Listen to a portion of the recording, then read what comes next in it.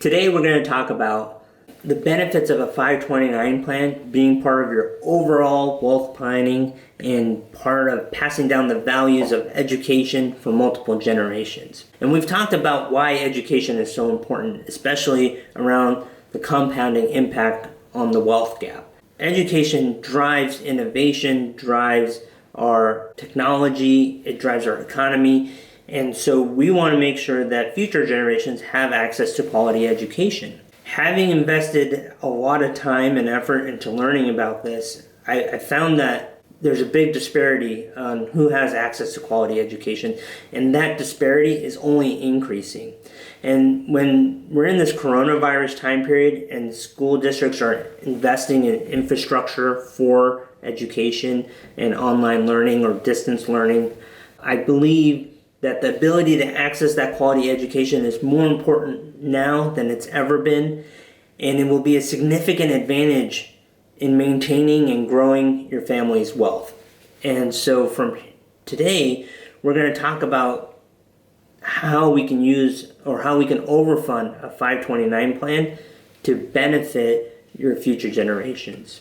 When we start looking at a family's wealth, we quickly realize that when we look from an estate planning standpoint, the second generation, your children, tend to spend 85% of those assets on average, leaving less than 15% to your grandchildren.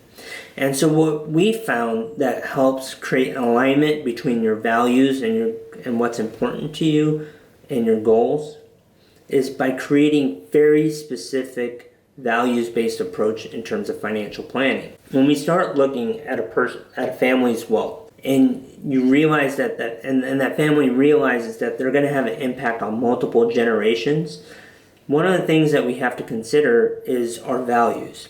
And aligning our values to your planning is key to maintaining your legacy and harmony within the family.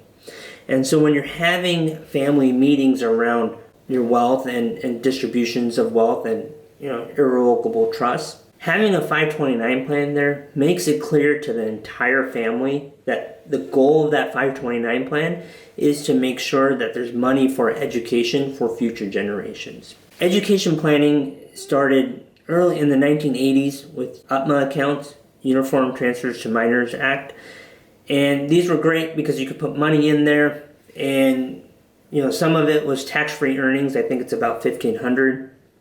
But the downside of these accounts were, for most people in ages 18 or 21, depending on your state, they were irrevocable transfer to the child's account, and some parents didn't want that. You can imagine if you had a problem child that you wouldn't want them inheriting a large sum of money at 18. Then in 1996, Congress created a 529 plan. In the 529 plan, there's a maximum that you can fund. It's different state to state. For example, in California, it's $529,000. Kind of funny, but going with the 529 theme. But 529 plan kind of works like a savings account, except every year you do not get a 1099. The growth is tax deferred, and if you distribute those funds for education purposes, it's tax free.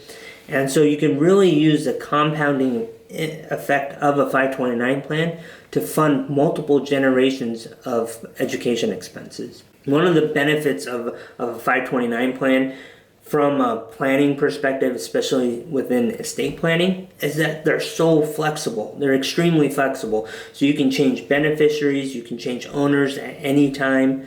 You can do partial transfers to other 529 plans. I'll link below the IRS page, IRS for the 529E-2, of potential beneficiaries you could have. You could have your spouse, you could have a child, brother, sister, mother, father, stepfather, stepmother, niece, nephew, aunts, uncles, son-in-law, first cousins. So it's very flexible. Let's walk through an example. Let's have hypothetical clients, Bob and Jill. Let's say they're 60 years old. They have 2 children that have gone through college, and they have leftover 529 plans, and they're wondering what to do with it. Well, the first step is to identify how much money do Bob and Jill need for the rest of their retirement. Once we identify they have more than enough, well, what should we do with those 529 plans? You may want to continue funding them. because their children eventually will have children, and we can change the beneficiaries from their children to their grandchildren. So hypothetically, let's just say at age 75, now both of their children have children, and now they have 4 grandchildren. And now we can go into those original 529 plans and update those beneficiaries. And let's say at age 90, Bob and Jill unfortunately pass away.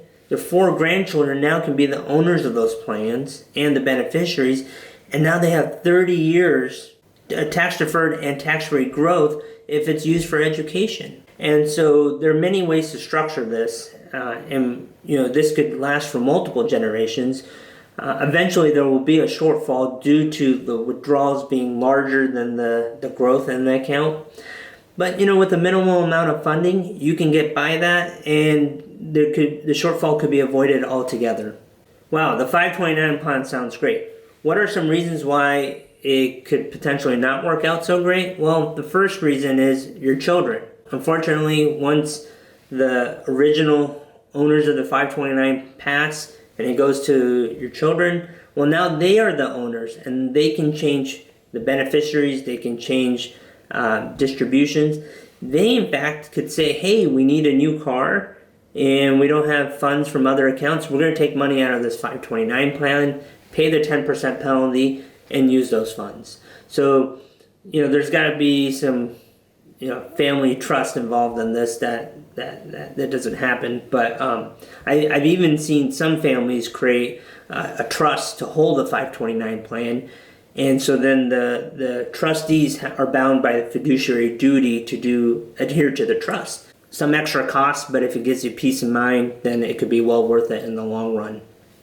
And again, from a family's perspective, the plan sponsor, implementation, there are a lot of variables here that we're dealing with. And we want to look at this holistically, but each state has different plan requirements, and they're changing their 529 plans, I don't want to say constantly, but they're updating them. And so there could be some potential tax issues that you run into once it's going from generation to generation, like generation skipping tax and transfer of owners. So these are all things that you need to work with a professional with. And if you want to see if overfunding a 529 plan is right for you, please reach out to us. We can help you. We can just do some back of the napkin calculations to see, this has some potential. And again, if you're not working with an advisor that's connecting your values with your family dynamics and your wealth planning from an investment standpoint, cash flow, taxes, estate planning, and overall risk, please reach out to us. Thank you. The opinions expressed in this program are for general informational purposes only and are not intended to provide specific advice or recommendations for any individual or on any specific security. It is only intended to provide education about the financial industry. To determine which investments may be appropriate for you, consult your financial advisor prior to investing. Any past performance discussed during this program is no guarantee of future results. Any indices referenced for comparison are unmanaged and cannot be invested into directly. As always, please remember investing involves risk and possible loss of principal capital. Please seek advice from a licensed professional. Client First Capital LLC is a registered investment advisor. Advisory services are only offered to clients or prospective clients where Client First Capital LLC and its representatives are properly licensed or exempt from licensure. No advice may be rendered by Client First Capital LLC unless a client service agreement is in place.